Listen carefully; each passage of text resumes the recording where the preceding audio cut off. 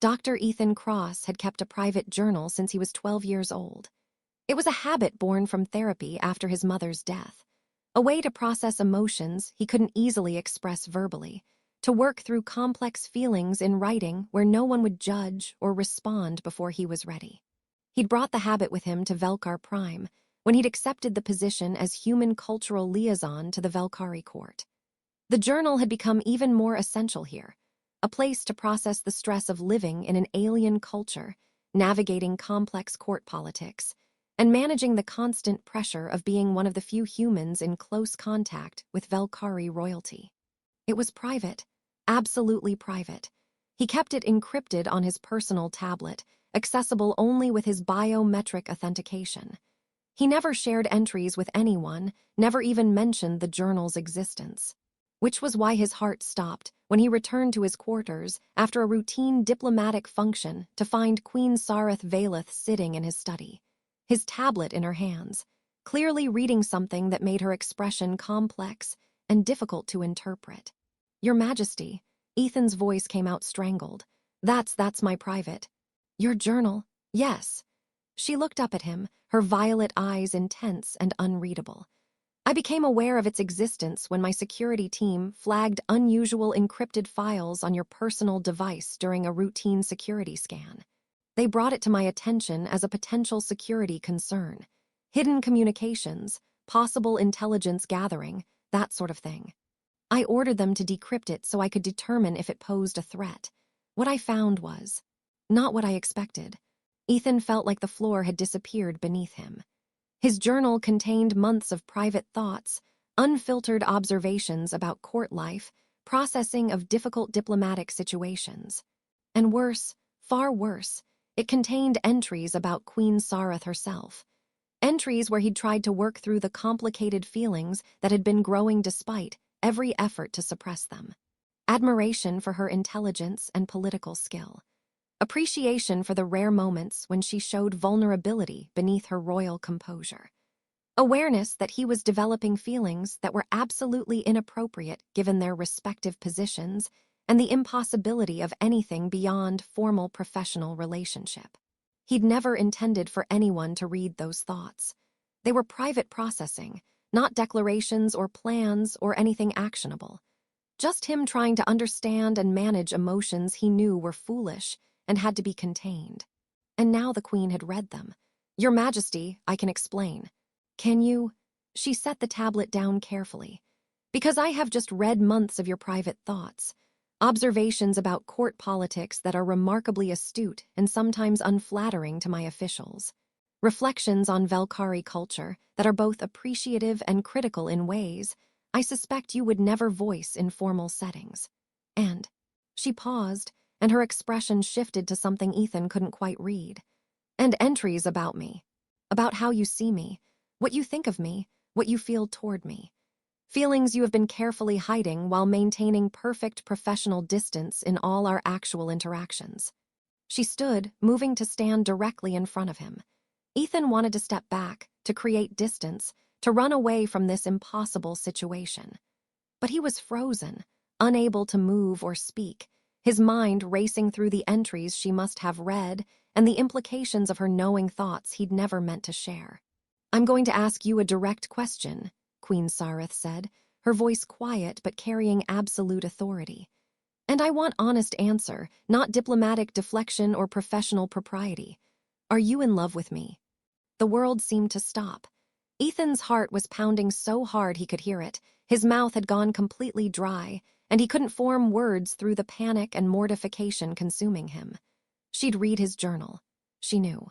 The careful distance he'd maintained, the professional boundaries he'd never crossed, the feelings he'd worked so hard to hide and manage. All of it was exposed because she'd had his encrypted journal decrypted and had read his private thoughts. He tried to speak, but nothing coherent emerged. "Your Majesty, the entries are, I never meant." "That's not an answer to my question." Her tone was still quiet, but there was intensity beneath it that made it impossible to avoid or deflect. "Are you in love with me?" Ethan forced himself to breathe, to think, to face what he'd been avoiding acknowledging even to himself beyond those private journal entries. "Yes." The word came out barely above a whisper. Yes, Your Majesty. I have feelings for you that go beyond professional respect or appropriate regard for your position. I have been trying to manage those feelings, to keep them private and controlled, to ensure they never interfere with my duties or create inappropriate complications. I never intended for you to know. I never intended for anyone to know. He finally managed to look at her directly. I'm sorry. I know those feelings are inappropriate. I know nothing can or should come of them. I've been working to ensure they remain contained and private. The journal was my way of processing them without letting them affect my actual behavior or our professional relationship. I never meant for you to read those thoughts. Queen Sareth was quiet for a long moment, studying him with an intensity that made Ethan wish he could disappear. Then, you wrote that you appreciate the moments when I show vulnerability beneath my royal composure, that you value my intelligence and political skill, that you find yourself looking forward to our interactions despite knowing you shouldn't, that you think I'm beautiful but you've never acted on that thought because you respect my position too much to make me uncomfortable with unwanted attention. She moved closer. You wrote that you feel guilty for having these feelings because I deserve to be seen as more than an object of attraction, that you've been trying to appreciate me as a complete person rather than reducing me to romantic interest. You wrote that you wish circumstances were different, but you've accepted they aren't, and you're committed to maintaining appropriate professional distance regardless of your personal feelings. All of that is true, Your Majesty, and I'm deeply sorry that you had to read it. Those were private thoughts I never intended. Stop apologizing.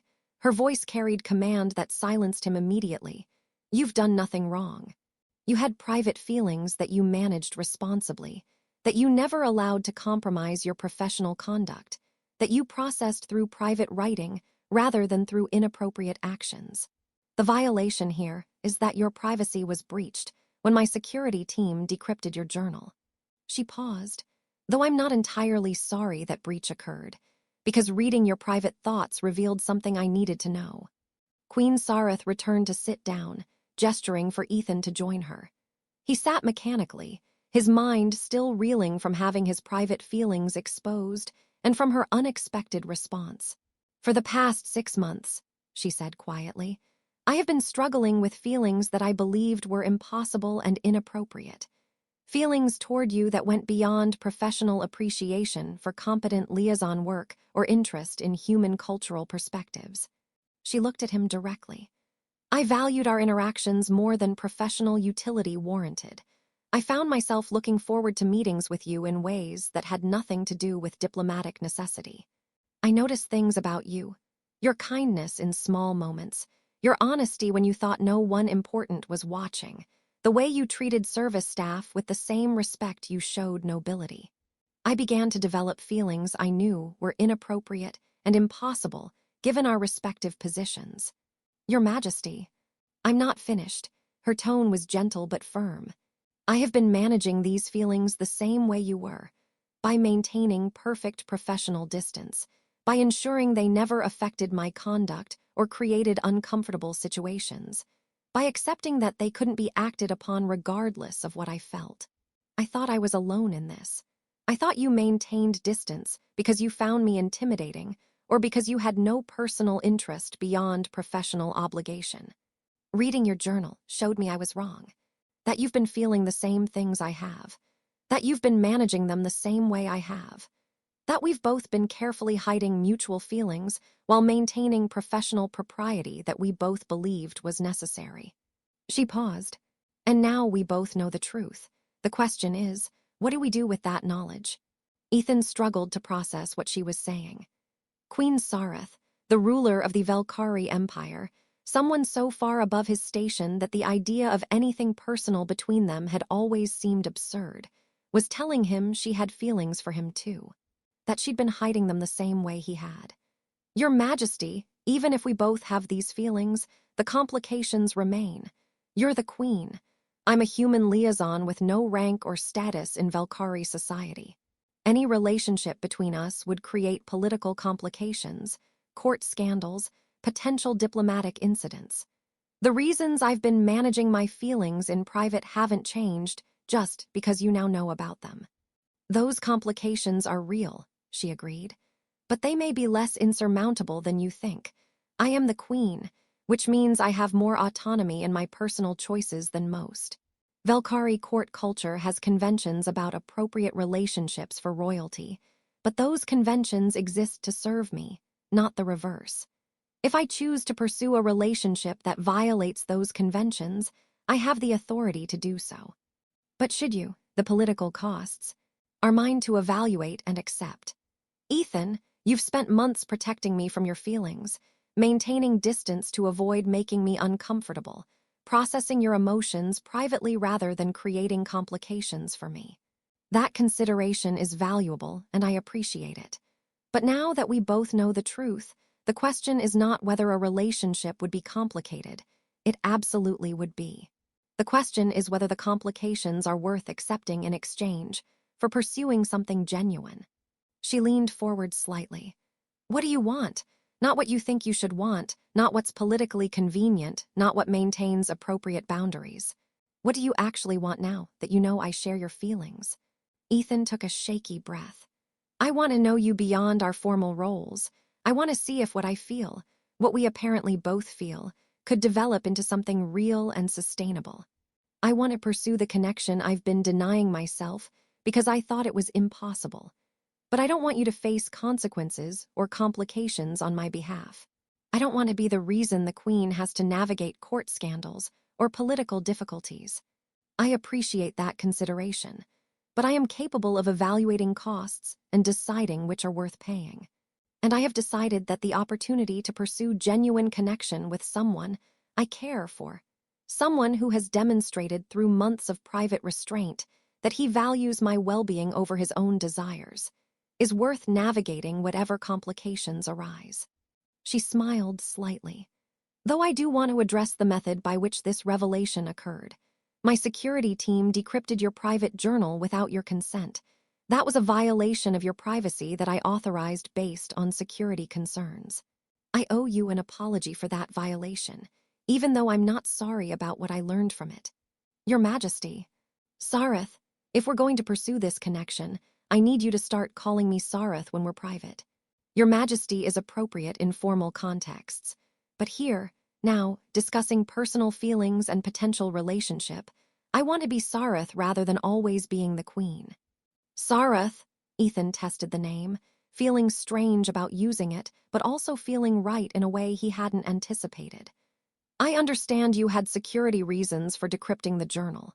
I don't blame you for the privacy violation.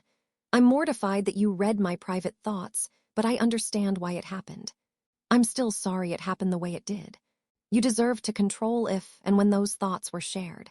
Having that choice taken from you, even for legitimate security reasons, was unfair to you. She paused. But since we're here, since the truth is now exposed, I want to use it as foundation for honesty going forward. No more hiding feelings in private journals while maintaining perfect distance in person. We both know how we feel. Let's decide together what to do about it rather than each managing it separately while pretending the other doesn't notice. Over the following weeks, Ethan and Sareth began carefully building something beyond their professional relationship. They met privately to talk without the constraints of formal protocol. They discussed their feelings openly rather than hiding them. They navigated the complications of their respective positions while trying to create space for genuine connection. The court noticed, of course, the Queen spending private time with the human liaison, treating him with warmth that went beyond professional courtesy, clearly valuing his company in ways that suggested personal interest rather than merely diplomatic utility. Some courtiers were scandalized. Others were intrigued. Most were uncertain how to interpret or respond to a situation that violated conventional expectations about appropriate relationships for royalty. During one private conversation in Sareth's study, the same room where she'd confronted him with the question that had left him speechless, they addressed the court's reaction. There's significant speculation about our relationship, Sareth said. About whether we're pursuing something personal, about how serious it might be, about the political implications. I've been deflecting direct questions, but the attention is becoming difficult to ignore. Does it bother you, the attention and speculation? It's uncomfortable, yes.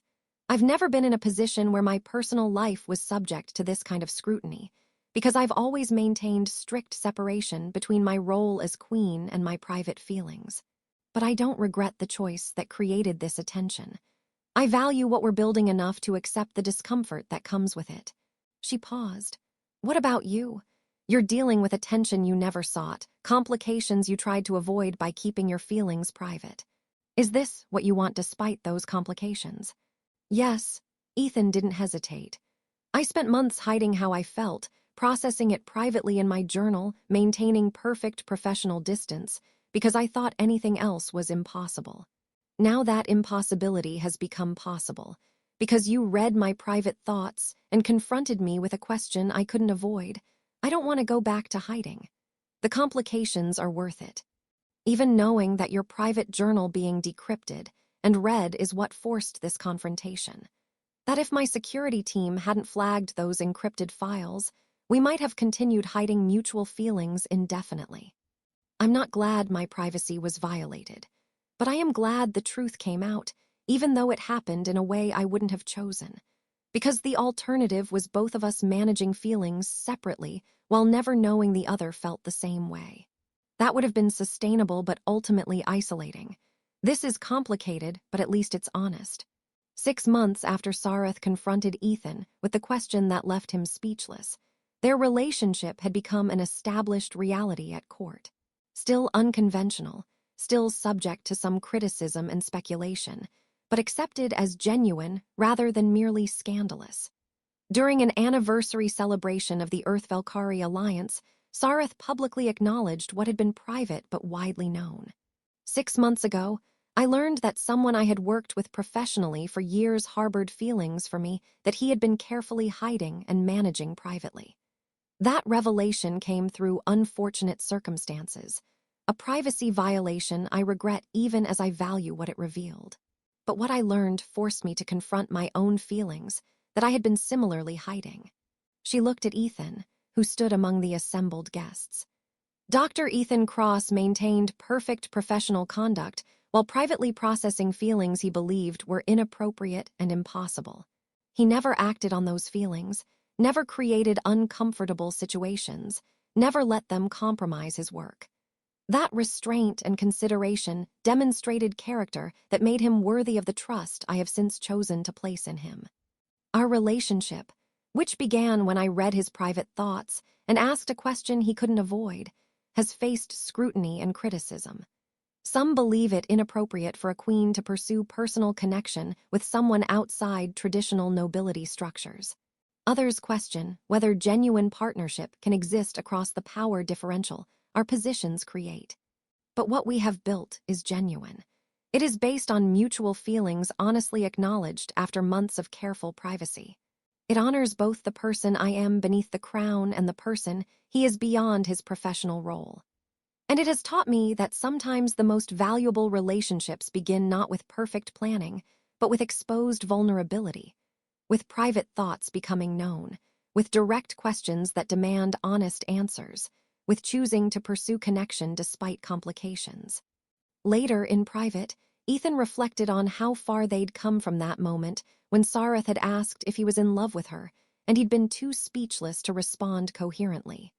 When you asked me that question, "Are you in love with me?" I couldn't move, couldn't speak, couldn't think beyond pure panic that you'd read my private thoughts. I felt completely exposed and powerless. I know. I could see the fear and mortification in your expression. That's part of why I pressed for honest answer, because your carefully maintained distance had prevented any genuine acknowledgement of what existed between us. Your privacy being violated created an opportunity for truth that might never have emerged otherwise. Do you regret how it happened? The privacy violation that forced the confrontation? She considered carefully. I regret that you didn't have choice about when and how those thoughts were shared. But I don't regret learning the truth or using it as foundation for honesty between us. Sometimes important conversations only happen when circumstances force them, when privacy is breached, when direct questions are asked, when avoiding truth becomes impossible. And now I know you better than I could have known you through any amount of professional interaction. I've read your private thoughts about me, not just the parts about feelings, but the parts about how you see my role, how you process political complexity, what you value and what concerns you. That knowledge created intimacy that would have taken years to develop through conventional interaction. She smiled. You wrote in your journal that you wished circumstances were different, that you could know me without the constraints of our positions. Reading that wish, then choosing to make it possible, has been among the most valuable decisions I've made as queen.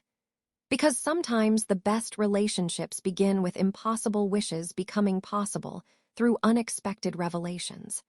Years later, when people asked how Queen Sareth and Ethan Cross had met, the story was both romantic and slightly mortifying. A private journal decrypted and read, feelings exposed that had been carefully hidden, a direct question asked that left him speechless and unable to move. But beneath the dramatic surface was a simpler truth. Two people had been hiding mutual feelings while maintaining professional distance they both thought was necessary. A privacy violation had forced those feelings into the open, and they had chosen to build something genuine on that foundation of exposed vulnerability rather than retreating back into careful distance. "Are you in love with me?" she had asked, holding his private thoughts in her hands. He'd been speechless then, frozen by panic and mortification. But he'd found his voice eventually, had admitted truth he'd been hiding, had discovered she shared feelings he'd thought were impossible and one-sided. From private journal entries never meant to be read, to direct confrontation that stripped away all distance and denial, to genuine partnership built on honesty forced into the open. Sometimes the best connections begin not with careful planning, but with vulnerability exposed and truth acknowledged despite fear. Ethan had kept his feelings private, processed them in writing he thought was safe. Sareth had read those thoughts and refused to let him hide anymore. And together they had built something neither had thought possible until privacy was violated and truth demanded honest response.